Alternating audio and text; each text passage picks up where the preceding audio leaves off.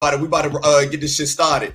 Welcome to Bridging the Generation Podcast. I'm your host, Malak Arifa. Today, I got another special guest, man. This brother is very, very iconic here in my city of Washington, D.C., man. This brother's not just a street legend. This brother's an entrepreneur. This brother's an icon, man. And it is an honor to have him on the Bridging the Generation Podcast. I'm talking about the one, the only, Kurt Bone, man. What's going on, brother? My man, Malak. Thanks for having me, man. It's a pleasure to be here. Thank you. Nah. The pleasure is literally all mine, OG. My man.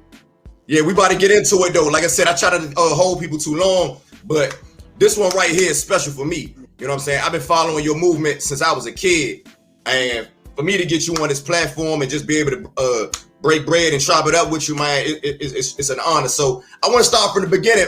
Before we even start talk about your story, like, you know, how you been maintaining during this whole COVID situation, you know what I'm saying, this whole pandemic, OG? Oh yeah, man, I've just been holding on. I actually flipped the joint, made it a positive for me. You know what I'm saying? I got a chance to get a little help, get my health a little better, man. Got an eating plan. I lost a lot of weight during the COVID, man. So I just try to make it a blessing. What I do with everything, man. So yeah, so I mean, you know, shout out to, you know, prayers out to the people who lost a lot of people, you know, through the pandemic. But for myself, I just try to make it a positive. I lose, you know, get my health together. Oh man, okay, no doubt. That's good. That's always a good thing to hear. Looking good, OG. Yeah, you know what I'm saying? That's what's up. Hey, so look, I wanted, for the people who not familiar with your story, man. Like I said, I really want to be able to talk about this not in a exploitive way. You know what I'm saying? Because I feel that you got a very compelling story. And I feel that you know what I'm saying? Like, this is something that people, not just within my city, need to hear, man, but just abroad. So I want to start from the beginning. So originally you from Langston Terrace, Northeast. That's over there by like Spingarn, right? It's Spingarn in my backyard. I can walk there. Yeah, so give us a little history on Langston Terrace. Oh yeah, man, Langston Terrace, man. It's the oldest housing project in DC. The first one, DC. The second one in the country. Oldest in the country. It's a horseshoe, one way in, one way out. Once you go on, you know, you turn like a horseshoe, you know, one way in, one way out. A lot of togetherness around there. A lot of historical people came from there. Maybe before my time, a lot of doctors and stuff like that when they first built the joint, right? And it's a hell of a community, man. A lot of history there, man. We used to have our own movie theater. We got the Langston Golf Course, which y'all see. We also had the Langston Theater. We used to have the Langston Theater. We used to have a lot of stuff going on around there, man. It's a hell of a community. Okay, no doubt. So how did you get informed about this history, man? Because I'm not even alive, being born and raised here. You know what I'm saying? I had to do my due diligence to find out, you know what I'm saying, about Langston Terrace as far as the history. I know they got like a little, I don't know, I guess it's like a little plaque that tells you, like, you know what I'm saying, when the shit was established or whatever. But how you get informed about the history? Man, but basically it was like just had my neighborhood pride. You know what I'm saying? Like, coming up, you always hear about Bury Farms and Kenilworth, you know, some of the older communities, and you know, and I wanted to find out what was the history of my community. You know what I'm saying? Then I did a little research, and we had a library there, and then found out it was the first housing project in the city. And also, as I got older, they put banners down Bennett Road on the street lights for anniversaries, or a certain amount of anniversaries. And then when Redskin moved their stadium out to Maryland and Landover, it's because Jackie Cook was trying to, and him and Snyder, before he got it, they was trying to get the stadium over there on a golf course. They couldn't do it because the land was historical. So stuff like that, you know, I studied that and kept it in mind. Say, man, we got a lot of history right here. So, you know, so just history is neighborhood pride. No doubt. So look, now you grew up in a 2-parent household, but I remember I was watching an interview with you in it, and you once said, you know, your stepfather, he was a very influential man in your life. So speak on that a little bit, OG. Oh yeah, man. Rest in peace, man. His name is Reginald Mercer. Was probably the most, like you say, influential person that came in my life. He came in there at a time when all my friends, nobody had fathers in their home. And it was hard for me to even understand that I'm getting discipline or getting knowledge from somebody that wasn't my biological father. So that wasn't an easy transition, you know what I'm saying? I mean, he had to tap my wrist a little bit, you know what I'm saying? At the time, I ain't understand. As I got older, I see he was formulating a man, you know what I'm saying? But you know, he did 10 years in the Navy. He ended up getting on heroin. Unfortunately, ended up passing the HIV from shooting heroin. But He taught me a lot as far as community. He used to do stuff, a lot of stuff in the community, which influenced me to do my cookouts later on. He give away a lot of stuff. He also was very smart, made me read, maybe don't just take anybody's answer, investigate it. So this guy, he shot me up for the world. I didn't know at the time. I thought he was just being an asshole, but he's preparing the man. Yeah. No doubt, dog. That's real, man. Like I said, you know what I'm saying? A lot of people don't, they see the man today, but what was like, you know what I'm saying? What was a young, you know what I'm saying? And I'm gonna give your government for folks who may not know, man, it's Kurt Chambers. You know what I'm saying? What was a young Kurt Chambers like, man, growing up in the city back in the day? Oh man, I look back, man, not to blow my horn, I was pretty sharp, and only because I was safe because I had that stepfather in the house, right? And then I was an ear hustler, man. You know, if ear hustler was a charge back then, I would have had life without parole. You know what I'm saying? Cause I was an ear hustler, a lot of information from the older guys, man. And I was one of them young guys that I wanted the information. I wasn't one of them young guys that feel like the old dude ain't know what he's talking about. I was seeking a lot of information, so it kept me way advanced, man. My stepfather had me reading the GQ book, the choir, different stuff like that. So I was way ahead of the game, man. And then I was real nice with my hands. You know, fighting was really my, as crazy as it might sound, was something I liked to do. And so man, I was real advanced, man, and I was a student of the streets for real. No doubt. You feel like I said, man, you know what I'm saying, being that you had a father in the household, it kind of you know what I mean, it kind of gave you like that confidence, because you know when a lot of people look at you, you know what I'm saying, we look at it like a leader, you know what I'm saying, it feel like it seemed like you always had that leadership quality. If that basically came from your stepfather. It came my stepfather, man, and my grandmother. That's my next person, my next important person too. They was kind of like two-headed monkey, you know what I'm saying? They both instilled it in me. And you know, like I say, with my sharpness and wits that my stepfather put in me to make me study, then my physical liking to compete and fight, man, it gave me a real vantage point, man. I mean, you know, I was like a leader of the whole community, and I led guys all the way up 4 years my senior, you know what I'm saying? So it was just, you know, it gave me a vantage point, and it gave me a broad view, you know what I'm saying, a perspective on the streets like that at that time, and life itself. No doubt. Now, did you went to Spingarn, Phelps, with Easton? Which high school you went to? It's Spingarn and Phelps. I got put out of Phelps, and I went to Spingarn. I mean, I went to both, and back then you go to, if you take a trade, you go to Spingarn daytime, then you do your trade in the evening, or vice versa. So I went to Spingarn in the day. I mean, in the first half, the second half I did carpentry up Phelps, and I ended up getting put out of Phelps, and just did the whole day at Spingarn. Then unfortunately, my 12th grade year ended up dropping out. Crazy that might sound. Okay. The green wave. So hard to be a green wave, man. So hard to be a green wave, baby. No doubt. So look, talk about Langston Terrace a little bit. What was it like, you know what I'm saying, back in like the 70s, 80s, man? Like, you know what I'm saying? Can you remember when, like, you know, when the community kind of like changed, or what was it like before, you know what I'm saying, crack hit the city, and what year would you say that was? I know there's a loaded question. I got you. Yeah, the community, like I say, man, it was a loving community. Back then, I didn't really realize till I was older, because I thought the older guys were assholes. You know what I'm saying? Because they kept their foot in your ass for every little thing. It wasn't you cut the school. We had to hide from the teachers, our parents, and the older guys in the community. Right? You just couldn't cut school, just chill and lean on the car. You know what I'm saying?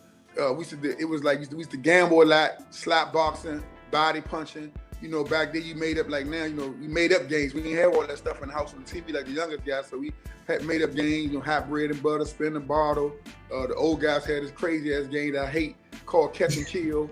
No, explain. I ain't even gonna lie, man. Being born and raised here, I ain't never heard that one right here, there. Man, dumbass game, man, where they just come up.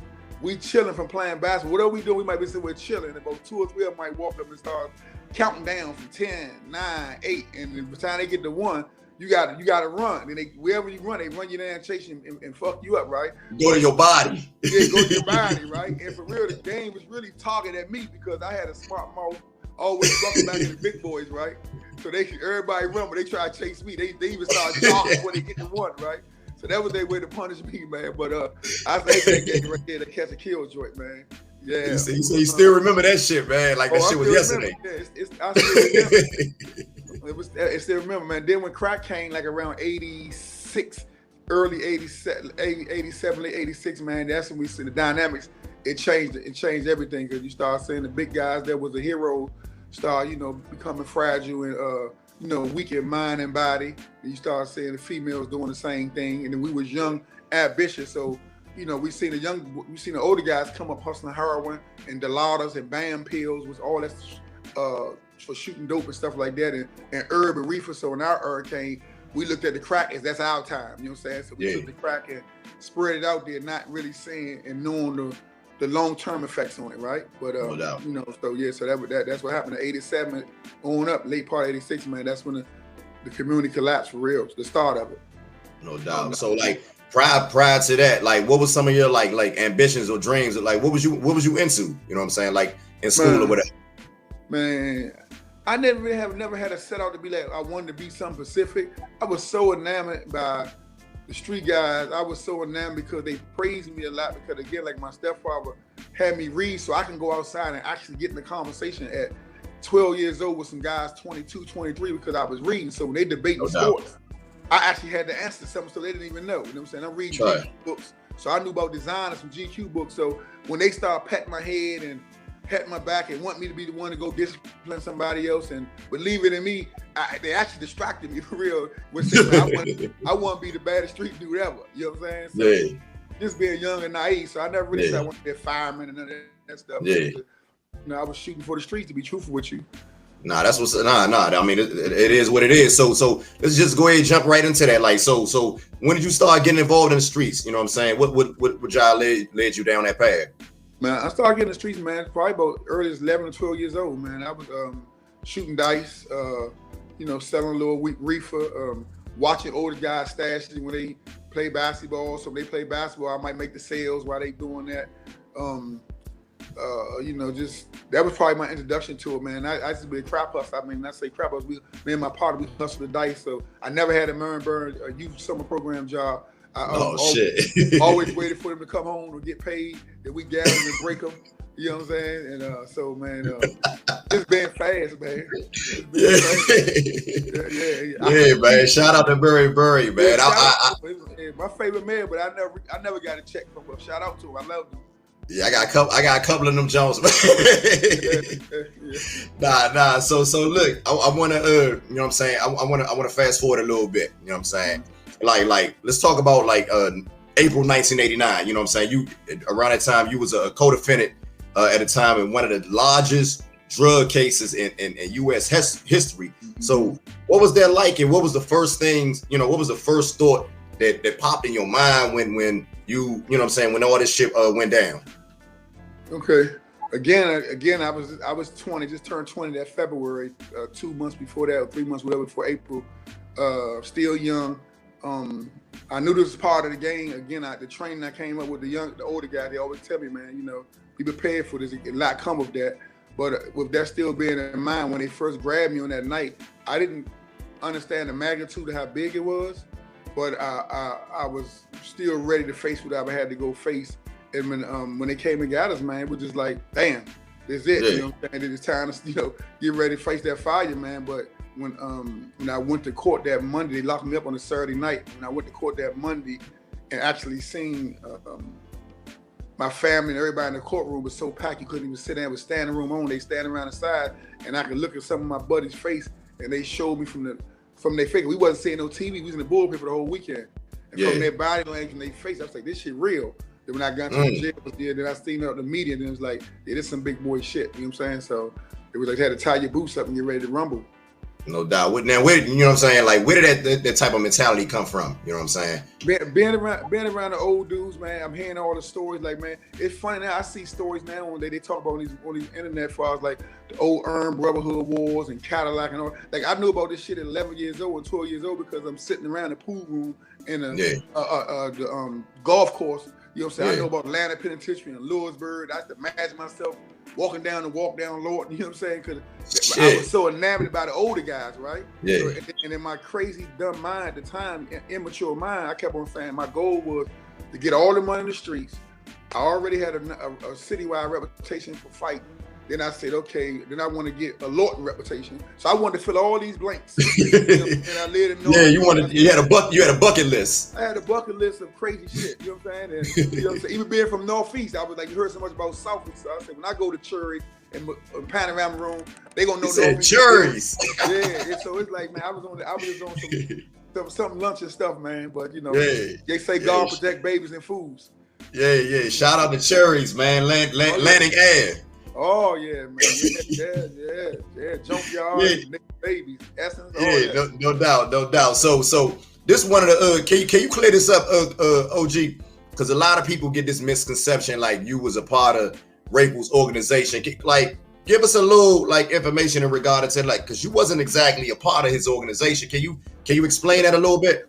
Right. I mean, it's a fair assessment they made because I got indicted on the Rayful Edmond on the case. So I was a co-defendant of him, right?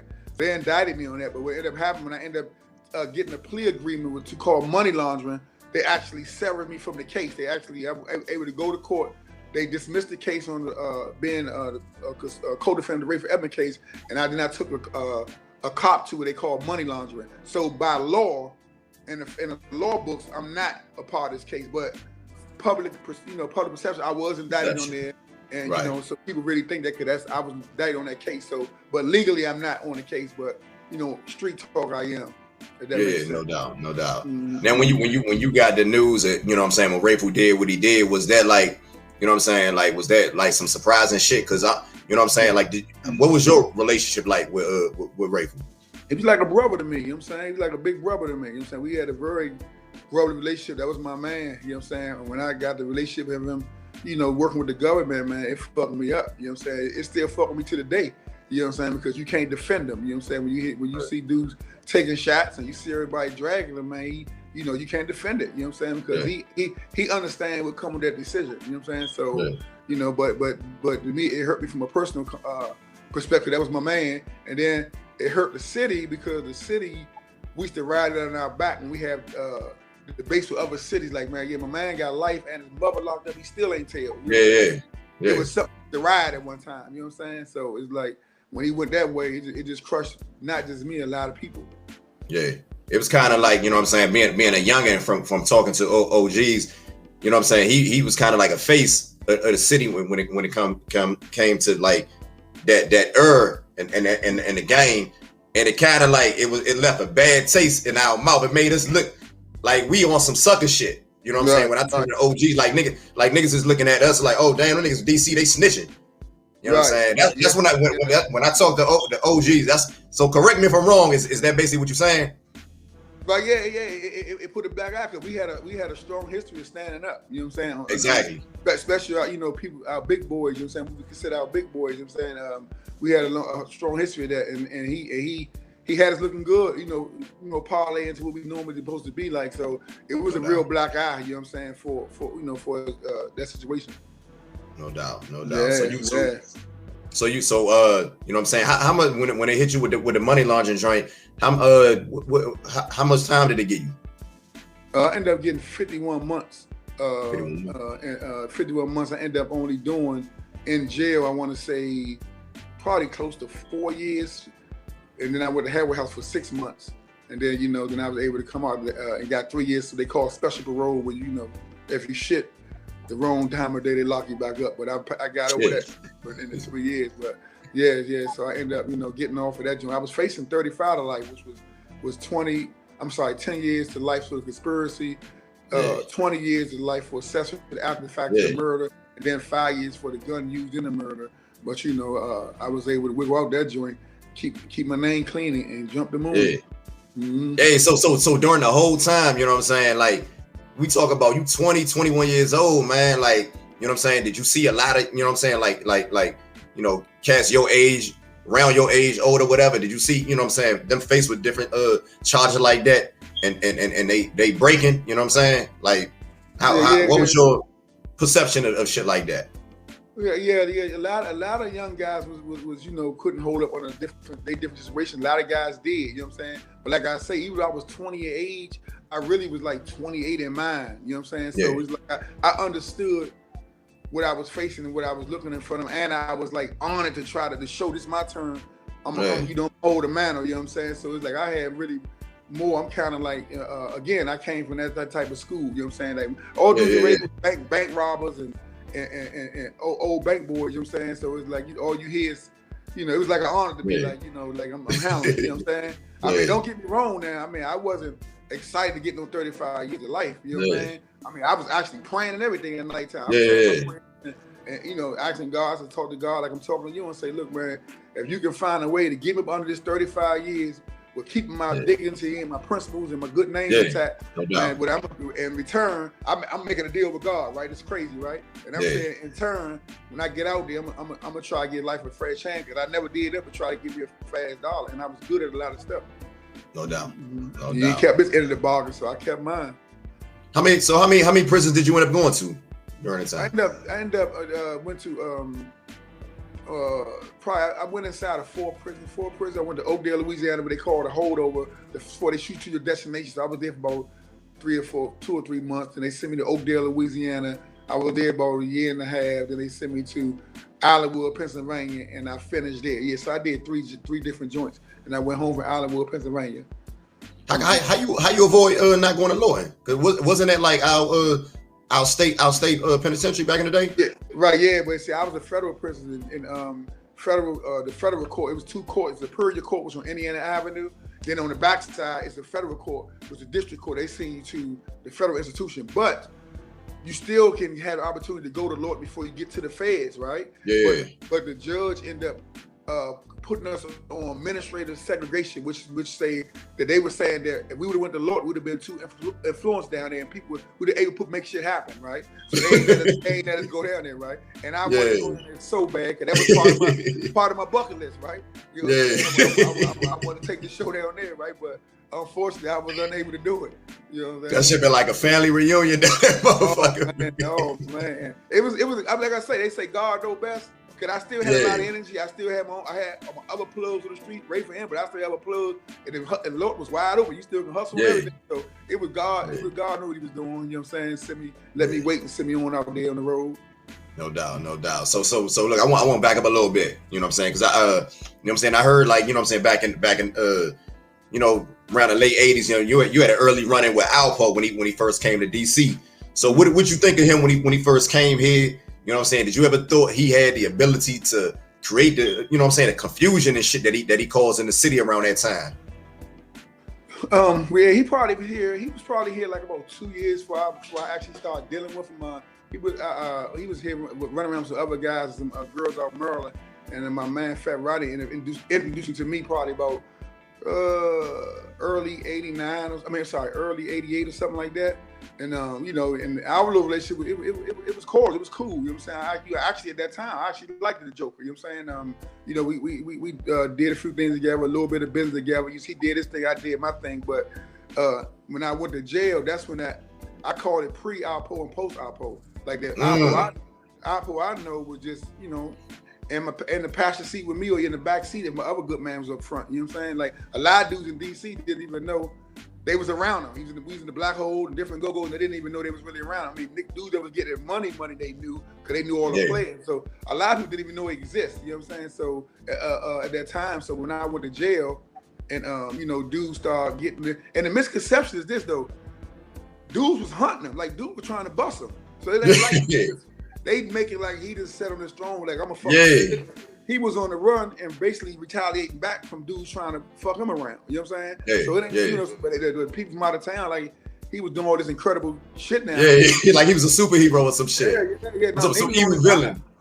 Yeah, dude was on his line. He was on his line. You know what I'm saying? He got popped on Branch Avenue over there by the car wash, didn't he? Yeah, I don't know. I was locked, but I know they heard he got shot. One with the shoulder, the butt, one of those joints or something like that. So the dude was on his line. You know but you ain't never seen none of that. You ain't never seen none of that snake shit that we, you know what I'm saying, that a lot of people, you know what I'm saying, kind of know him for. Right, I never experienced that with him. I never was able to see that side. He was with me, he had a blanket on him, so he ain't had to worry about, you know, he ain't had that experience of dudes trying to eat and all that. So you know, he was able to probably be a businessman, you know what I'm saying, or whatever he was trying to be, you know what I'm saying? So you know, I didn't experience that. I guess, you know, when I left, and Rayford left too, the city was hungry, man. You know what I'm saying? That's a lot of work left the street. Yeah. Dude, A void. It was a huge void. Yeah, dudes started turning. What they say? Dudes turn to vultures. You know what I'm saying? And start looking for shit to eat. You know what I'm saying? And that's what ended up happening. Yeah. No doubt. Now you mentioned a name, man, that a lot of people may not be familiar with. You know what I'm saying? And I peeped it. You know what I'm saying? Fat Rodney. You know what I'm saying? Talk about Fat Rodney, Rapping Rodney, man, for the folks who may not be, you know what I'm saying, may not be knowledgeable about this young brother, man. Talk about your relationship with Fat Rodney. Man, that's like my brother, man. I mean, like, he one of them dudes, man. You know how they say if you can go back, if you can go back, I'll bring him back and exchange it for somebody, man. Like I mean, just a good man, from uptown. He went to Dunbar, and I'm with the Spingon, so we rivaled that, you know, with the talking trash, man. He loves sports. He was getting money. He was a people person. You know, then he started messing with the rap joint, man. He made DC dudes start mess with rap. You know, we was go or nothing. So he started rapping, man, and you know, and just before he was about to turn that corner, you know what I'm saying, you know, unfortunately he lost his life. But man, if anybody knows his son, Little Rodney, he's from Paradise. If you ever from Paradise, see him, that's exactly how his father looked. Like he could have spit him out. Yeah. I remember that. I remember when that happened. I was a young kid, man. I remember, you know what I'm saying, hearing him on the the Essence Go-Go tapes and shit back in the day. Yeah, he used to come and see. He came and see me, man, probably a week or two before he got killed, man. He was so excited because I think Essence was recording an album. I think he recorded one part of it. He didn't finish the other part of it, and it's so crazy because we was talking. We actually was talking about. He was telling me how some of the dudes we know how their behavior changed and how their climate was changing. And we were just talking about, man, look, you can't, because he mediated a lot of stuff like myself, right? And we were saying, I said, man, this new mindset, we can't really be breaking up all that shit. He was like, yeah, I'm starting to get out the way of a lot of shit, and he ended up dying, supposedly breaking up a situation, right? So man, you know, it was a stroke of the draw, man.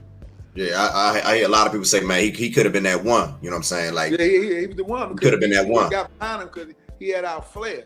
He had our flair, so they would be happy to get behind him. You know what I'm saying? He would have been the one. Yeah. No doubt, man. Shout out Fat Rodney. Rest in peace, man. Rest in peace, Big Rodney, man. My man. Yeah, no doubt. So look, I know when a lot of times we see different documentaries and shit about prison. You know what I'm saying? We see different movies and shit. Like, is it hard? Is it safe to say like it's kind of hard to survive when you by yourself? Is that true? And if not, you know what I'm saying, what did you do to make sure that you know what I'm saying, you was on the up and up, and that you know what I'm saying, make sure that you was good, and you know what I'm saying? Right, yeah.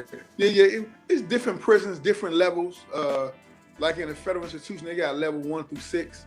The lowest being like camps, 1 and 2 camp, 3 and 4 like FCIs, 5 like a high FCI, 6 like penitentiary. So it's levels where the more action gonna be at. State prisons, you get a lot of more bump like that, where it's more stabbing because it's really filled up with a lot of dudes that was getting aggressive charges on the streets, right? Right. A federal institution got a lot of charges with dudes getting money. So you might have a dude that can go hard, but he really like to get money too, so he might want to network, you know? But and then now prison have got real gang based and real city based. So now dudes is getting their own car. If you from DC, you get a DC car. You from New York, you get a New York car. You know what I'm saying? And DC, we was fortunate enough that the guys that came before us, all the way back in the 50s, man, they pushed that knife so strong, man, that the coppers still roll out to the day. Yeah, talk about that a little bit, man. Like, what's the reputation of DC dudes in the prison system? And was it pressure to live up to those different type of mantras? Nah, because man, like I said, the coppers rolled out. You got some DC guys that they kind of press the gas down because they just being overly I call it hype, right? Because sometimes they don't even want to action. But, you know, see, I'm laughing, man, because just being born and raised here, man, I know how niggas is, man. Like, and I know some niggas. Hey man, Slim, it's some names in some cities, man. Yeah. Reputable dudes in cities and a lot of gangs. I don't want to hurt no cities fellas, man. Yeah, of course. DC dudes be real hard on those guys, man. They be leaning on niggas, man. I be trying to, and that's why you hear a lot of guys from other cities. They always promoting the faggies. DC like boys. That's just a shot. That's more of a shot back because of the shit they be doing. You know what I'm saying? Yeah. Don't get me wrong. It's some niggas that like boys, you know what I'm saying? But it's niggas like boys. It's niggas like boys from everywhere, you know what I'm saying? But it's like, I be telling niggas, but Kurt, I don't mean to cut you off, but that shit ain't got nothing to do with what a nigga go do with that with them hands or that knife game though. Yeah, man. When I first came in the area, when I left the DC jail, went to El Reno, Oklahoma, man. That's a joint. It's like a big joint where everybody goes. They tell you where you go at, where you gonna go in the country. So they had all of us in the R&D. That's where everybody take off your clothes and, you know, you give you a little bag, your shit to go to your room, and so they give you orientation. Look, man, you ain't gonna do this, you ain't gonna do this, you ain't gonna do this. So now DC prisons, our DC numbers that be on our arm is in with 016, that's federal prisoners, and then 007, they come from Superior Court Lord prisons. So they gave all this orientation to everybody, and they say, okay, we want 016s and 007s to stand over there. So we go stand over there. They sent everybody back to the unit and gave us our separate orientation. And said, look, don't come down with this motherfucking DC shit. You jump out there with this bullshit, we're gonna beat your ass, we're gonna hide you. And now I'm thinking, my mind raced because I done went to school with it. I'm in the pool. I'm listening. You know what I'm saying? And man, why the big old white boy, man, come right to me out of all, probably about 14 of us. He come right to me. I had a gold chain cross with Jesus on it, a gold rope. Then come right to me and boom, snatched the joint on my neck and said, you don't supposed to have this. Boom, just took it right on my neck, snatched it on my neck. Now, I'm thinking, he already gave the joint out. He gave them the rules. We're gonna beat your ass behind you. We got out the airlift with the shackles on, listen to that motherfucking hick music. So I I had to swallow that joint, right? I was like, okay, all right, it's your show. Yeah. I went to my, whatever they took me in, and about a couple hours later, they came and they say, who's one Chambers? And I woke up through my chain and shit. I guess he wanted to make an example in front of everybody. Right? He's like, if I can let the niggas know how I'm going on one of these DC niggas, everybody else got to fall in line. Everybody got to fall in line, man. So so I said that was my first introduction to damn that DC shit real. Yeah, no doubt. So look, I want to move forward a little bit. Like you came home in what year? And you know, like from what I've researched, one of your first endeavors was like club promotion. So talk about that and what got you into that? I got into the party promotion, man. Believe it or not, man, when I was locked up and I used to hear about different promoters throwing parties and all that. My buddies used to tell me little stuff, and I used to be kind of amazed from outside looking in. And I was like, dang, he throwing, I don't know, hating shit, but like he throwing parties. Like how they know him? He don't even leave this part of the town. Like I can throw parties, right? I used to say that, right? Yeah. And my buddies always, I was small, always say, man, you think you can do everything? That was a little thing they always say. And so when I came home, man, this guy came up to me named Bradshaw. He was throwing little cabarets like in union halls and fire station halls and all that. And he said, man, let me throw your coming home party. I said, nah, I'm gonna throw my own parties. You know, when I got the halfway house. So he said, damn, man. He said, yeah. I said, yeah. He said, how much those parties be cost? He said, man, right now my joint costs like about $2,500. And I was like, that's it. He's like, yeah, I have to get the DJ in the ballroom. So I said, dang. He said, man, if you want to invest in a joint, you can make some money. I said, if I give you $2,500, how much can I get back? I think I get $1,500. He said, get back $1,000 and your money. So I say, shit, I get my $1,000 back in the same day. Said that Monday. I said, okay, cool. So I'm in the halfway house, keep in mind. So I'm not out late at night. He done made flyers saying, welcome home, Kirkbone, right? And I told him, don't do that. It was a party out in the Gold Room out George Palmer Highway out there, Maryland. They called it the Gold Room. Why you didn't want him to do that? Because I wanted to throw my own party. Oh, okay, my bad. Okay, my bad. Go ahead. I was telling him I'll invest in your party and make some money. Got you. But he still put my name on there, right? And when I was going back for the halfway house, some dudes like, man, you got a party this week. I said, huh? And everybody kept telling you got a party. So me and them, when I was in the halfway house, I gone a relationship with one of the guards where I already was giving them money to come out late whenever I wanted to come out anyway. So I said, man, I gotta get out tonight, man. I want to go check out something. I'll be back, you know, before you get off. Man, I went to the Gold Room, Slim, and when I got there, man, it was all in the parking lot. I mean, it was crazy. They was trying to get in around the building. And I come up and said, man, Bone, let me go on with you. And, and I walked up there. So he actually test ran my theory, right? And I got there and seen the crowd of jump hole like about 500 people. He had that in and had about 800 or 900 people outside trying to get in. So I knew when I get out, you know, the city still remember me. So I said, I'm gonna, you know, now I know I can do it. You know, so it ended up being a gift out of a dude being slick. No doubt. Mm-hmm. So, you know what I'm saying? What was the club scene like around this time? You know what I'm saying? 'Cause I know, you know, a lot of people, when we think of the club scene in DC, we think of Mark Barnes. Who were some of the high rollers in the game around that time, man? That you know what I'm saying? I ain't gonna say that you bump heads with, but you know what I'm saying? Some of the competition, some of the heavy hitters. Yeah. In my heyday, I had the streets. Mark Barnes had the college people. He had the college crowd, and I had the streets, right? Abdul wasn't he wasn't in actually. He was like a cameraman, something in the Ritz nightclub or something, right? The Ritz, I was trying to think of the show when he used to the Ritz. Yeah, he was doing stuff with it. I think he started sprinkling a little bit with the go-go bands, having go-go shows or whatever, right? And I was getting 2,000, 2,500 people with no radio, no nothing, it wasn't no Facebook and all that shit. We was word of mouth and flyers, right? And and then you still had like the Ritz, people still going to the Ritz at that time. It was at the back end of the Ritz, far as the street crowd. Yeah. And people was going to party. It was people before me that, like Positive Black Man, they was before me, so they was still popular. You know, they was probably the biggest party promoters at that time when I first got in the joint. Madness was throwing parties like once every year or something, you know what I'm saying? So it was like a lot of little small promoters throwing stuff at ballrooms and firehouse stations and all that, you know what I'm saying? Yeah. And then, you know, I just came and just did what I do. No doubt. No doubt. That's crazy, man. How you know what I'm saying? Like how you transition, you know what I'm saying? Just coming home and just, you know what I'm saying? A lot of people can't do that. You know what I'm saying? Yeah. But I was fortunate again, man, because I had a big name on the streets before I left. And I wasn't only gone but 3.5 years or 4. So I never got too far away from the mine, right?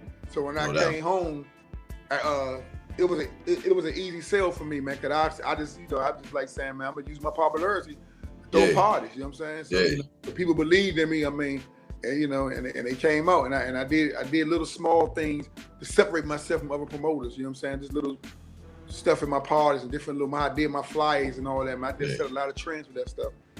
No doubt. Talk about that. You know what I'm saying? You mentioned, you know what I'm saying? You mentioned your rep, your name, man. Like how important that was, man. That, you know what I'm saying? To make sure that you kept that shit intact. You know what I'm saying? When you was locked away for 3 years, 3.5 years. My name is probably the biggest thing that I make sure, man, that I keep intact, man, because, you know, without your name, man, in the world I come from, you don't got nothing. You know what I'm saying? It's like in the civilian world, without credit, you don't got nothing, right? But in my world, without your name, you don't got nothing, right? And I honor that, man. And people know, they learn to know with me, if I say something, that's what it's gonna be. You know what I'm saying? Like I'm not gonna cross with my mother, my brother, my sister, whatever. I tell somebody I'm gonna be here this time. I tell somebody I'm gonna get them something. I tell them somebody it's gonna money back guarantee, whether it's been illegal or legal. If you don't like it, get your money back. You know what I'm saying? You know, I find you up to the bullshit, I just cut you off. You know what I'm saying? But you know, so the name was a old dudes always told me, say, young boy, you don't got nothing but your name and your balls and your name. You know what I'm saying? That stuck with me, you know what I'm saying? So, you know, no doubt. About you got this saying, man, you know what I'm saying? Because I've been, you know what I'm saying, fortunate enough, man, to be able to chop it up with you. You know what I'm saying? And I remember one saying that you said, you're a gentleman first, everything after that, you made me. You know what I'm saying? Talk about that, man. Oh man, it's a suspect. I'm a guy. I'd rather have a calm, peaceful situation in all situations. But you know, if somebody, you know, get in that line, get in my line of fire, you know what I'm saying? I'm gonna be a Bama, you know what I'm saying? I'm gonna take it extra, you know what I'm saying? So I never really had a middle. I always been black or white. I never really played the gray area, you know what I'm saying? So it's like, and I look for peace. Like when I came to school, it was crazy because I was the best fighter, but I was also in the smartest section. So in school hours, I'm hanging with nerdy, smart dudes that was my men. Yeah. But then at lunchtime and after school, I'm hanging with all the guys that was starting the trouble. So you know what I'm saying? So, you know, I kind of had both sides. So it was like best of both worlds. The best of both worlds. And I was more my square friends. I had more fun because you could just have intelligent conversations and rivals and debates and all that type of stuff. No doubt. So yes, but you know, I prefer to be a gentleman all the time. That's why my legacy to be. You know, there's enough tough guys. The cemetery filled up with tough guys. That's a fact. That's a fact. Now that's real shit, man. And that's another one of the things, man. When I think about your rep and your legacy, you know what I'm saying. That's one of the things I always felt like to separate you from a lot of. I ain't gonna say no names. I ain't about to put nobody out there whatever like that. But it always, you know what I'm saying. To me, it always separated you from a lot of these other guys that we hear about, you know what I'm saying? So I appreciate you, you know what I'm saying, always keeping it 100. Yeah, definitely, man. I appreciate that, man. Acknowledging that, definitely, man. Definitely. Now, I see you got that all dance gear on. Let's talk about it. I want to switch gears, man. Like, so when did you start all dance? Because I the first time I remember seeing was around 2000, maybe 2001. Like, what inspired all days? I started in 1998, the summer of 1998. Okay. I was throwing a party from 1993 on up, and what happened was I said I want to find a way to, because I was making good money in the parties. I was throwing probably three parties a year, probably 4 every 3 months. I probably throw a party, right? Making good money, but I was trying to find a way to make consistent money during the course of the whole year. And I was a big guy, and I always had a nice little fly little game for what the people saying. So I started saying, I'm gonna start making clothes and cater to the big dudes, and then try to get my shit out there that way. Then I can get down to the small dudes. So I just then Madness always was an inspiration to me coming up. I wore Madness was the whole city logo. You know what I'm saying? So I always liked what they did. So I just went on, man, and got the clothes. And again, with the reputation, I had people say if he do it, he gonna do it right. And I made a lot of mistakes in the beginning, but people still trusted me. You know what I'm saying? So I tell people, man, this area was good to me based on how it became. So a lot of people wouldn't probably have the luck I had where they could buy a shirt and shrink, and they still come out and get some more. Cause they like, he's trying to figure it out. He gonna get it. You know what I'm saying? So And the clothes, man, once I got into that, you know what I'm saying? I ain't look back. You know what I'm saying? With that. Yeah, nah. That's like I said. That's when I heard of you. You know what I'm saying? That's when I got hip. You know what I'm saying? Because in the city, you know what I'm saying, it's kind of like the clothing brands, like certain clothing brands be kind of like designated to this part of the city. Like, you know what I'm saying? You from uptown, you in Madness. If you from, you know what I'm saying? If you from Southeast, you know what I'm saying? You in DDTP or whatever. But one thing I love about all days, man, like it was like for everybody. You know what I'm saying? We all fuck with it. Whether you from PG, Moco, whatever. You know what I'm saying? It was like, to me, it was like the urban, like, how can I put it, man? Like high class urban wear. You know what I'm saying? Yeah, and I went back to my street relationship, because I went back to all the neighborhoods I fucked with in the street: Landover, Suitland, Uptown, like the dudes that was made dudes, and they was already my men. So when they wear, the dudes in their neighborhood was like, man, then that's why my slogan was official dudes and official dolls only. No doubt. I remember that. Yeah. So my now say that again. So I want people to hear that. Say that one more time, man. Official dudes and official dolls only. So somebody in their neighborhood, somebody, man, we don't wear that around. My man said, nah, you're right, this is only for official dudes. So dude like, shit, well, I'm official. So they get it, right? Exactly. So, nah. That's my little niche right there. Yeah. So you had, you know what I'm saying, athletes, you know what I'm saying, celebrities, you know what I'm saying, like, how did name some of the different celebrities, man, that you had, you know what I'm saying, that used to rock that all day. I didn't see them all, man, but I want to hear you, you know what I'm saying, talk a little bit about that. The main one, you got the jersey on right now, the main one. AI, man, AI, Bar Arrington, Ben Wallace, Brian Leftwich, Paul Williams, Mark Too Sharp Johnson, man, we Karan Butler, I said him. We had a lot of them, man, that wore, but AI, he wore religiously, man. He's the way it is in the press conference and everything, man. And we would have had social media back then. We would have went to the moon, man. Yeah, it been out. Y'all been out of here. It been out of here. We went to the moon, man. Yeah, we went to the moon. Yeah, online web guys. Oh my God. Yeah. Everything is timing. No doubt. Hey, look, I meant to ask this earlier, but how you get the name Kurt Bone, man? Because a lot of people want to know that, man. Hey, man, you know what? That's crazy. That's the craziest thing. Like, I don't know what the fuck came. I've asked my mother, dudes on my way. I don't know, but I'm gonna tell you what's so funny, man. I did the DVD. I did the Rainbow DVD in 2005, and I don't know what about that, man. After that joint, man, I just started hearing Kirk Bones everywhere, man. Even dudes that wasn't Kirk Bones at first, they Kirk Bones now. You know what I mean? And I was like, that was just so funny to me. And I don't know where it came from. To be truthful with you, man, I couldn't even tell you, man. I ain't into the makeup game, so I ain't gonna make up nothing. nah, keep it 100 though. That's all good.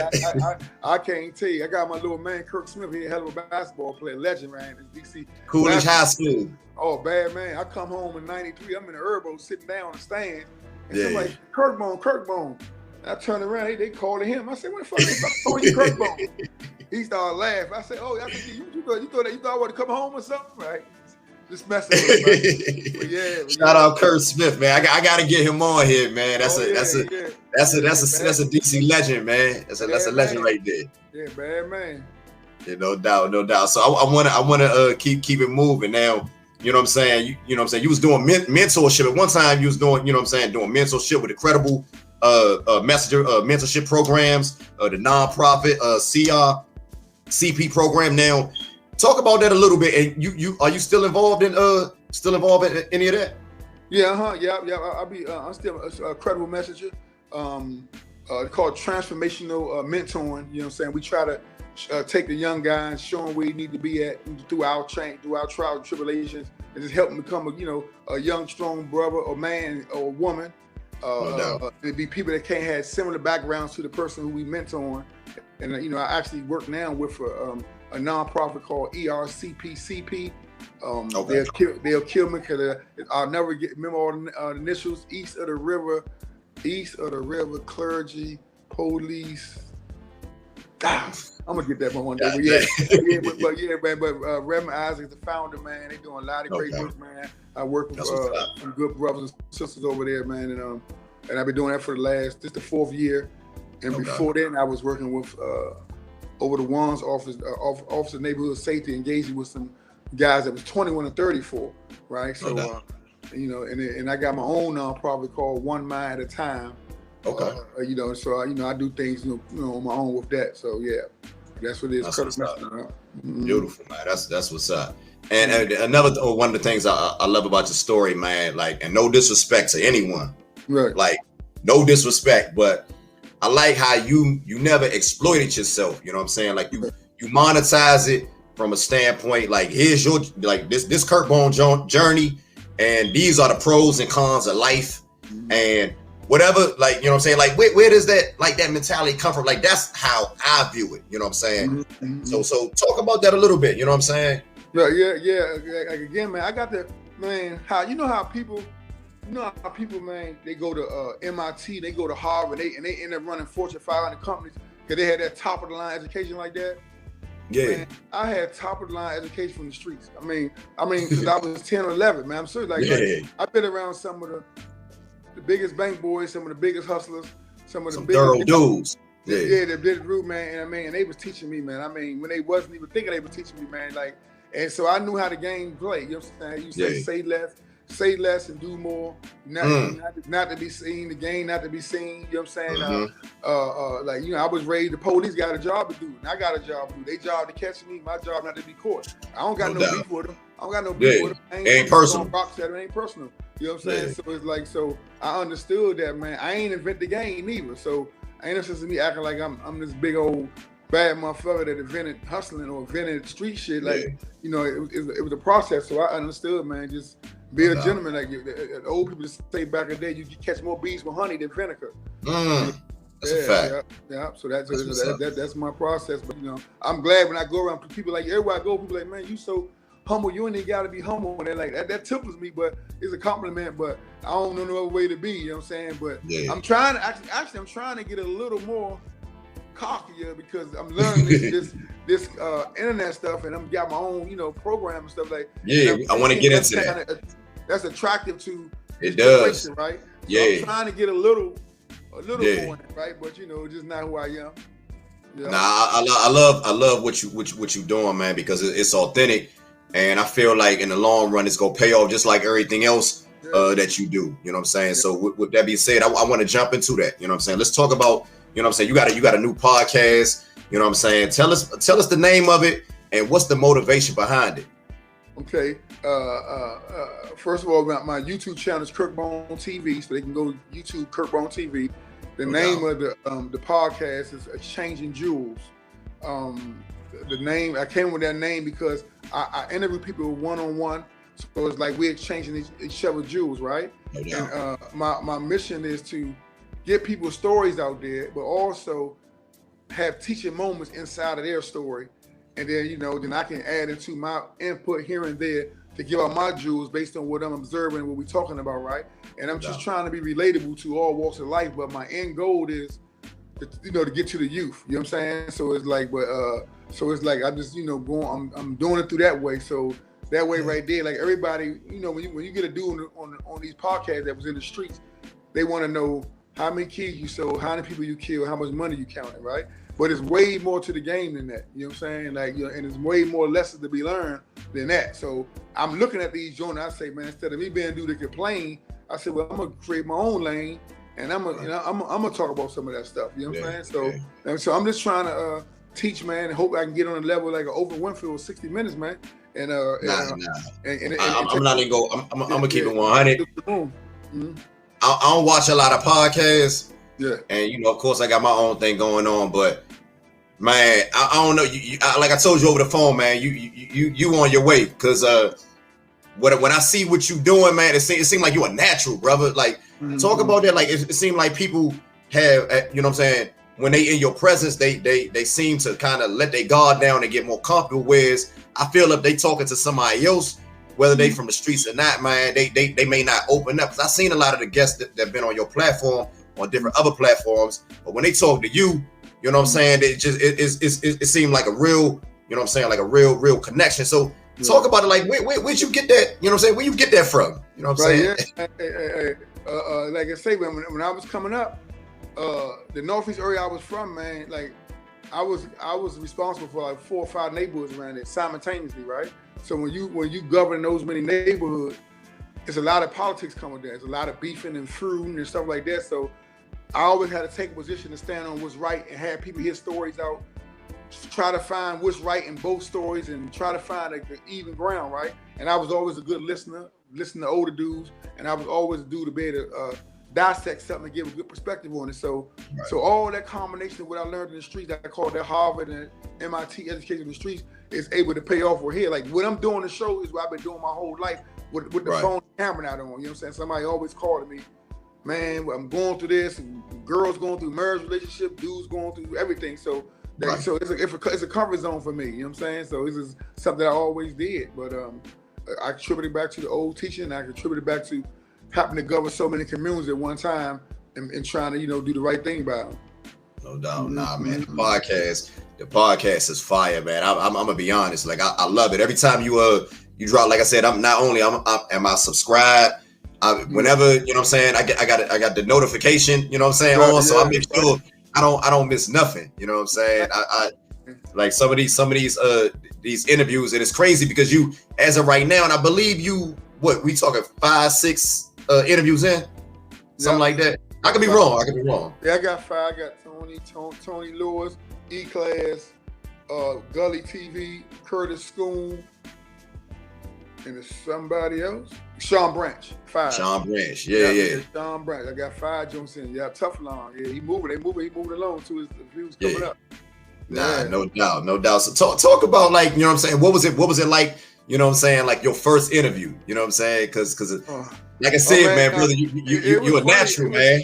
Yeah, it was funny because, again, the people that's filming, the people that's around me, everybody, they got a perspective of this Kirk Bone, but they don't know that I do a lot of things. So they like, oh, you doing a podcast, right? And it's funny because, they support me, they film me and all that. And then when it was over, when we finally said cut, when it was over, it was like, damn, this shit gonna work.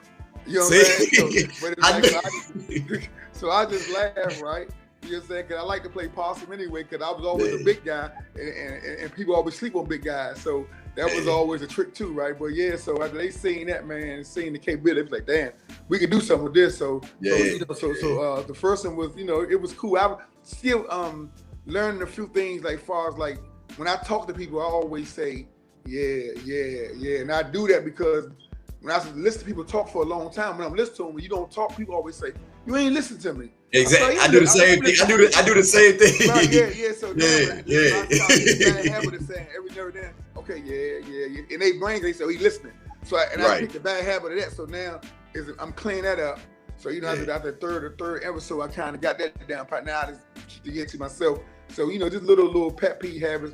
I'm trying to get out to master it. You know what I'm saying? But I enjoy it because I like I call it mental sword fight, man. I like it. You know what I'm saying? I like to get in somebody's mind, give them a question, catch them off guard, but nothing. I ain't trying to run nobody into a wall, give them a chase, but just make them think. You know what I'm saying? Just make them think. I had Sean Branson. You talking about a man that was accused of 10 murders, ended up going to jail for 25 years of life. And I gave him a question, man, it almost took him to tears. You know what I'm saying? So it's man, so I like to get people to show their vulnerable side, man, to be real. You know what I'm saying? I think a lot of people see the first 5 people I've been interviewing, they all know me. So they know what they were dealing with. They say, this dude a real dude. I'm gonna be real. I've always been real. So it's easy for them. They already know you're not about to come in with no Bama shit. They know I'm not coming no Bama shit, and they right. They know I'm a real dude. So it was like they know Slim. I know Slim keep it real. I'm gonna keep it real. You know what I'm saying? So as I get more guests that I'm unfamiliar with, they unfamiliar with me. You know what I'm saying? That's gonna be the trick to keep it in. I feel comfortable that I'm gonna be able to maintain it. You know what I'm saying? So I actually enjoy it, man. I actually enjoy it. I'm getting a lot of calls, man. All walks of life. We got women trying to get in. They got bad at relationships. People running for councilmen, like city councilmen, not councilmen, but like not the councilmen, but people under there, like for all they different wards, stuff like that. So I'm getting a lot of little, so I think it's going to keep moving in the right direction. I'm excited for where's the potential of it. No, I love it. I love it so far, so good, man. Every episode has been on. Only episode I missed was the one with Young E-Class.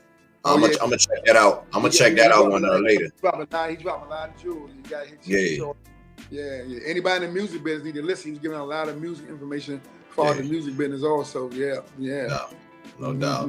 Hey, I also gotta talk about that setting, man. You got one of the sweetest settings, man. Like where's that? That's in the crib, or you got a studio or whatever. Like who came up with that idea? My man Kirk Fraser from May 3rd Films, he got a studio in the College Park area. So we built that set right there for that.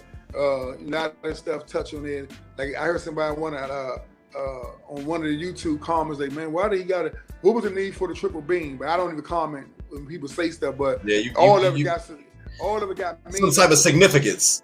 Yeah, Triple Beam was the early 80s, you know what I'm saying? Exactly. Back in the 80s, you know what I'm saying? If you got asked that question, man, you don't even need to be watching, man. Right, yeah. You go ahead, man. So we got the Georgetown Jones up there for an obvious reason. We got Tony Lewis, free Tony Lewis on there. We got my favorite movie, Godfather, on the back on the counter. You see that, you know what I'm saying? Got the Connect Four. I remember reading the comments. Somebody was like, man, why he got the Connect Four? He should have had a check. Man, Connect Four. If you from the city, man, we played some motherfucking Connect Four, man. Stop playing. Yeah. So all of it got subliminal and significant meaning to it. And I'm gonna change stuff around. Like I'm gonna bring a Limb Eyes post in there and burn. So I'm gonna play with different stuff, right? But I mean, like I say, everybody getting excited. Like, they love like the platform. They love. So that was enough again to catch their attention to even listen. Right. And then when they listen, they say, "Oh, dang, they ain't doing too bad on the interview and the interviewer, right?" So, I'm just, just blessed, man. Just keep on shooting. I love it. Yeah, definitely. I love it. Like I said, man, I can't wait to drop this interview to bring, my audience to, because I'm one of them, from the city. I like to show love, and people like you, I get that from people like yourself. You inspire me to do what I'm doing. You know what I'm saying?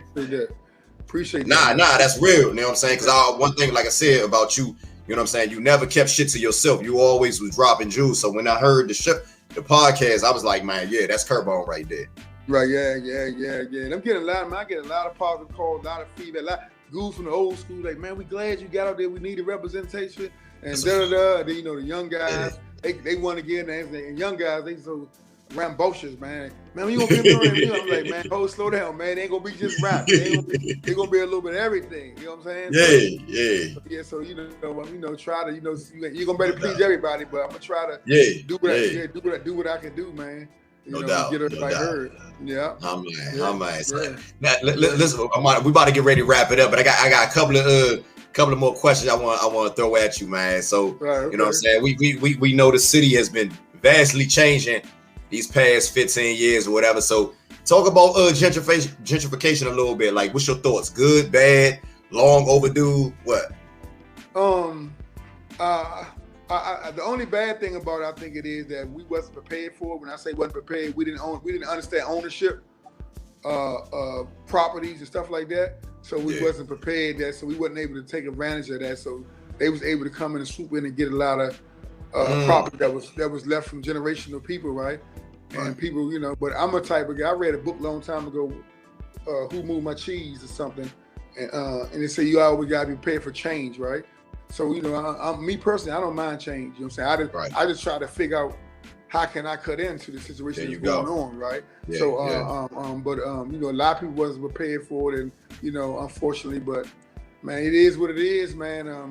You just got to find out where you fit in at, man. You know what I'm saying? Find out, you know, what the neighbors like. They like dog parks, man. So get you a walking dog business, you know what I'm saying? Get you a dog hotel, you know what I'm saying? Knock on them doors. Take some food over there, talk to them, man, because believe it or not, they wanna do right. I mean, they know what they're doing, you know what I'm saying? They wanna find a way to learn our culture. So, you know, man, you know, break bread with them and see how you can eat on their end, because they already eating on your end. So no bullshit. How you can eat on their end, you know what I'm saying? Yeah.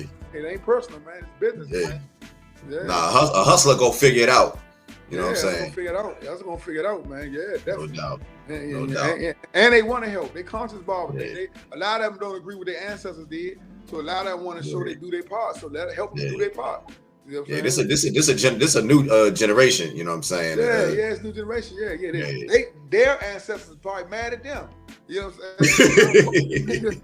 You know what I'm saying? But man, I told people a long time ago. I said, man, I said 15 years ago. I said, man, hip hop is going to be one of the things that make racism look different, man, because it's the strongest thing ever been on. It's the strongest thing that ever been on mankind. You know what I'm saying? No religion, no nothing have brought other different nationalities together in one room like hip hop. You know what I'm saying? So that now a Korean girl or a Muslim girl or Ethiopian, they just see we got that in common. Oh, we like it. You know, they see what they got in common, right? So interracial relationships gonna be normal, right? As a black race, we gotta understand that and just figure out how we can build still from that. You know what I'm saying? You just can't sit around and be bitter because we're gonna just keep going down. You know what I'm saying? So, you know what I'm saying? So, you know, just you know, that's all I try to push out there, man. Try to find out how you can get in the game. No doubt. What's the name?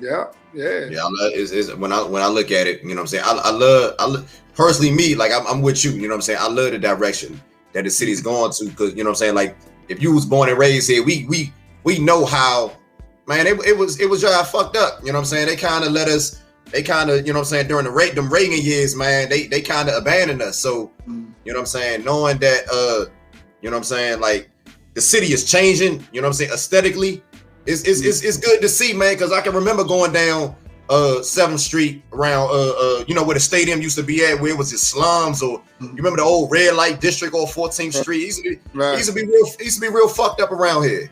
Right. Yeah, definitely. They definitely making the city look nice, man. They definitely wide open, man. Like I said, we got to find out how to get in the game. They got a lot of programs, man. You know, still around. People just got to do their research. Look at them government agencies, man. They got a lot of programs. A lot of people living in those buildings on the ward and everything for a little bit of nothing, just getting in little housing programs. You know what I'm saying? So they got to look on DC Hood, different places, man. There's opportunities out here. You just got to go find them. They ain't gonna bring them to you. It's kind of like, you know what I'm saying, like the good old, sometimes when I think about the old DC, man, it's like the good old bad days. When I say that, you know what I'm saying, like we can remember Eastgate, we can remember Leopold, you know what I'm saying, it was a lot of good memories, but it was a lot of, you know what I'm saying, we lost a lot of loved ones, a lot of, you know what I'm saying, turf wars and different shit like that. So we wasn't ready for the crack. The crack took everything by storm, man. Exactly. We wasn't ready for that, you know what I'm saying? Nah. Yeah, it wasn't ready for that, you know what I'm saying? So we rebuilding from that and trying to figure it out. No doubt. Yeah. Look, I want to. This. You got a segment on your show, you know what I'm saying, where you throw out like four names. Right, so I want to throw out like 4 names, man, and I want you to give me a couple of words with these 4 names and how you know what I'm saying, what you you know what I'm saying, first thing come to your head. So the first name I'm gonna throw out, you know what I'm saying, Wale. Oh man, musical genius. He understands the business. Very smart. He gonna be one of the one that lasts a lifetime. No doubt. Okay. No, that's a fact. Tony Lewis Sr. The definition of how the game is supposed to be played. Stand-up guy. No doubt. Michael Frey. Suave, smoothest motherfucker I ever seen do it on the street side. Bad man. Rest in peace, Mike. All right, and it's the last one. Allen Iverson. bad man. Hey man, I give him 10s all the way across. I'm gonna give him 1 asterisk. He supposed to came on my show a couple of weeks ago, and I ain't found his little ass. So until he go on the show, I'm gonna keep that extra asterisk about. But bad man, good man, real every time I see him, man. Yeah. Kept it real, man. And man, I argue with people years ago. I say, man, he was the most influential dude I seen, man, before. Like, everybody kept on talking about the Tupac stuff. I was like, man, was nobody running around here trying to wear the Tupac headband and all that type of stuff, man. Yeah. Nah, that's a fact. He had police wearing braids, you know what I'm saying, man? Baggy clothes, you know what I'm saying, man? Slim was just had the it. Yeah. Bad man. That's my man. Hey, out, man. Bubba Chuck, man. Bubba Chuck. Shout out to My current man is LeBron though, but both of them right there, man. No doubt. Nah, that's what's up. Now you got kids that's grown, man. I know, you know what I'm saying, I read like all them like college graduates, man. Talk about that. Like, how did you, you know what I'm saying, like was able to you know, transition to where you at now and steer them away from that? Like, how important was that, you know what I'm saying, in instilling you know what I'm saying, morals and values in your children, where they went on to, you know, to achieve the things that they've achieved in their life? Yeah, again, my grandmother and my stepfather put it in me. I got, you know, went astray, you know, in the streets, whatever. So, you know, again, and I was pretty decent in education, man. So it was important for me, for them to have a good education. Also, it was important for me to make them good people. You know what I'm saying? And everything that I ever learned in the streets, as far as, you know, principles and, you know, keeping your third eye open, I just try to pass down to them. You know what I'm saying? You know, you can't put a force field around them. You got to live in this world. So I just try to I just tell them, look, be a gentleman, be humble, be nice, always be a lady, you know, and let the chips fall where they may, man. So I mean, that's my proudest accomplishment. Everything I ever did in life, you know what I'm saying. My 3 daughters, college graduates with degrees, and my youngest son, he's a sophomore. He working on his degree, and you know what I'm saying. And I got a GED in Oakdale, Louisiana, on a compound. You know what I'm saying. And I was gonna ask about that. What was some of the trades, or you know what I'm saying, what you got when you was locked up or whatever? Like, yeah, I've got GED, man. That was my highest joint, man. So I lived through their diplomas. You know what I'm saying? That's what's up. You know, I wanted when they, you know how they go back here, what they call that shit now? When they call you go back your ancestry, they go ancestry. Yeah, I want when somebody go back 100 years from now and look at our ancestors. They look at our tree and say, damn, this dude Kirkbone, it seemed like after him, there wasn't no more felonies. Something happened right along there. Yeah, the trajectory. The family they went all the way great from there, right? Yeah. When they get to me, that's how I want to remember. I was the dude that shifted, you know, ship the change the trajectory. You know, so that's what I'm trying to do. All right. Yeah. No, that's beautiful. That's beautiful, man. Yeah, definitely. I wanna, you know what I'm saying, like I said, we about to wrap this thing up, but what's next for you, Kurt? Like, you know what I'm saying, you got any books, any movies, man? Because you got a hell of a story, you know what I'm saying? You ever thought about that? Well, yeah, I actually did like an autobiography probably about 15 years ago, right? But I never put it out because it was like, oh shit, I'm about to say, hold on, where was I, man? Because I'm feeling like, damn, I should have had that, man. I never put it out because I wrote it like trying to avoid talking about stuff. Okay, so I got you. It ain't really hit the way I wanted to hit. So now I ain't never get back around. I'm gonna do a fiction book based on a true story, right? Okay. And I can talk a little more freely. So so I'm definitely gonna get to the book. I definitely want to grow this podcast. I got a lot of things I want to do off the podcast, and I think I got to become a brand in this generation. to do a lot of things I want to do, because youngest they more susceptible to being able to Google you and know who you are. So that's part of my long-term goal, man. And I eventually want to do a lot of stuff, man, in the entertainment world. I feel like I'm creative. Marketing is one of my strongest point. You know, even I was illegal, I had good marketing skills, illegal and legal. So, you know, I got a couple of things I want to do. So, writing a book is one, and doing a movie is one, and then growing my podcast is one, man. And then getting my clothing line, we can take off, my kids can take it off and keep it generational. No doubt. That's what's up. What would you know what I'm saying? Like, if you could talk to like a young man, you know what I'm saying, a young lady, you know what I'm saying, that wanted to follow after your footsteps, you know what I'm saying, what would you know what I'm saying, how would you advise them? What would you how would you guide them or whatever? I'll tell them that, man, you know, just take your time and rethink that, because there's a lot of opportunities out here that it's never been like it is since the beginning of mankind. Like, just since people was born in this era, they don't really see what they got, you know what I'm saying, because they didn't see before, obviously, right? Right. So, but like, when I tell youngers I mentor, I say, man, you got the whole world in your back pocket. Anything you can dream and think of is in your back pocket. You know what I'm saying? I mean, you could just walk down the street and just look at something and say, dang, what is that? You go in your back pocket and find out what it is, right? Yeah. So I'm like, man, just try to use your brain, be creative. They paying for content. Everybody content don't got to be negative and crazy. Man, it just take your time, man, because the world is yours, man. And don't rush into it, because it's no win, because they get the law and the government has got too sophisticated. You know, when we was hustling, that could never be done again. It wasn't no DNA. They wasn't taking DNA. They ain't had Ring in everybody's house, Ring cameras.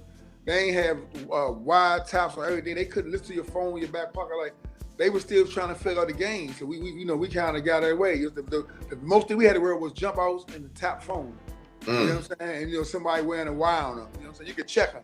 Now you can't even check. They got sophistication in their glasses and a cigarette light. You can't even find them. Jewelry. So it's like there's too many ways to lose, man. So you just really need to really set down, man. If you don't feel like you're growing, change your company, change your circle. You know what I'm saying? They say if you're around 4 people that you be around the most, you look at them and you'll see your future right there. You know So that's what you gotta do, man. Just take your time and don't let this internet and social media speed you. This shit is a lie. It ain't real. You know what I'm saying? If you don't believe me, just look at what you do as a person. Before you turn your social media on, you make sure your head done. You make sure your plate fit a certain way on your table, so you know it's fake, because you being fake when you do it. So it's a big fake joint, but everybody get caught up and get so sick looking at somebody joint. Oh, they got this. No, they don't. No, they don't. Yeah, it's an illusion. Yeah. You know what I'm saying? You see these girls talking about, I'm working on my weight, showing it out, but they got a Louis Vuitton bag in the background. You trying to show me what you're doing, or your Louis Vuitton? You cooking food, you got to put salt, peppers. You got Louis Vuitton. It's all bullshit. You know what I'm saying? So it's like, so you got to understand we do the bullshit, right? So so that's all I can tell them. Take your time, man. They got the world in their back pocket. It's funny. It's funny how these algorithms work, man. Like, that's the, you know what I'm saying.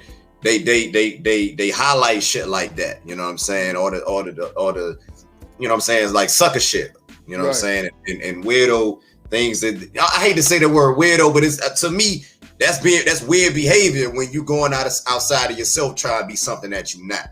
So not to put down anybody who's different, you know what I'm saying, because I consider myself different, you know what I'm saying, but when you just try to be something that you're not, man, to me that's you know what I'm saying, I ain't really for that. So that's why I appreciate brothers like you and your platform that I advise everybody, man, to check out. If you can plug that one more time before we get up out of here, where can they find that again? Yeah, subscribe on YouTube to Kirkbone TV. Subscribe and follow, man. Hit the bell and everything on there. You'll see my changing jewels. I'm put other little segments on there too. I'm gonna have different segments of the changing jewels. I got now the one-on-one. You're gonna see some joints. I'm setting a group setting with some young teenagers and some mothers. So I'm gonna put a whole little segment with different segment with it, man, and it's gonna be interesting. You know, you're gonna walk away with some type of jewel, man. That's what's up. You know, if you just see the joint, man, and you know, and that's what I'm doing, man. That's my new attention right there. The changing jewels. And where can they find you at on social media, like IG, Facebook, anything like that? My Instagram is Kirkbone, CURTBONE _DC. And my clothing line is All Days, ALLDAZ Gear, GEAR. That's on Instagram, my Instagram page, right? And you can see my website on there. The same thing, alldaysgear.com.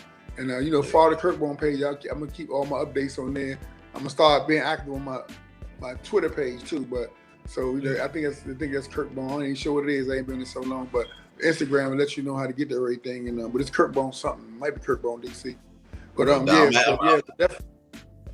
have to pull up on you, get some of the latest All Days Gear, man. Sometime within the next couple of weeks.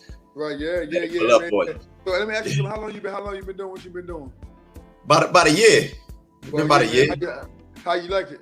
I love it. You know what I'm saying? It's like a passion of mine. You know what I'm saying? I don't do it for the money or whatever. You know what I'm saying? Of course, I'm trying to expand whatever, but never in a million years I thought I'd been able to talk to, you know what I'm saying, Kurt Bone, Raheem Devon, to you know what I'm saying, like legends. You know, I can go on. We go have that's a separate conversation, man.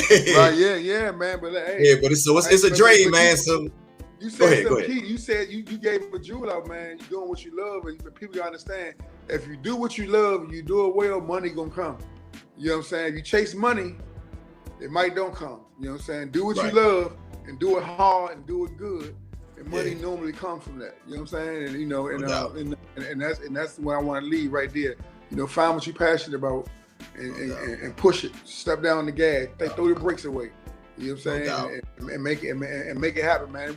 And my last one, what advice would you give me if you being a vet and I'm being a freshman in the game, as far as the podcast game, before I go, what advice would you give me? I know you complimented my style, you complimented my, my what's name, but I got you. I would say, like I said, you know what I'm saying, just continue to monetize that brand, you know what I'm saying? Because nowadays, branding and imaging is everything. So you got an established brand, make sure that you keep that in the forefront and just continue to be authentic, because what you got is very unique. So just, you know what I'm saying, keep doing what you're doing. And the people, you know what I'm saying, it was this movie years ago called Field of Dreams. Mm-hmm. And they say if you build it, they will come. And I feel like what you're doing, you know what I'm saying, the way you building it, people gonna come. Because I'm seeing the engagement from when you first started, and I'm seeing where you at now. So I see nothing but just bright things in your future, OG. Okay, I appreciate it, man. Thanks for having me, man. Nah, no doubt. We come out again, cover that line. We can do it again, man. Another time, man. I got a time. Whenever this episode drop, I got a joint. I did a couple interviews too coming out. So man, I'm gonna circle back around. We can chat up some more, man. You know what I'm saying? Yeah, I would love to. Like I said, it's a dream of mine, man. Like I said, I've been a fan of what you've been doing, since I was a kid, man. So this been an honor for me, and I don't just throw that around, I'm loosely. I don't say that loosely. Oh, man, I appreciate it, man. Appreciate that. No doubt. Well, look, this is Malak Arif. You watching Bridging the Generation podcast, and I got the one, the only Kurt Bone, man. We about to sign out, man. Thank you, brother. Thank you so much. Man, thanks for having me, man. Y'all remember Kirkbone TV, man. Check me out, man, on YouTube. Check it out. We out of here, man. Y'all have a good night. All right, man.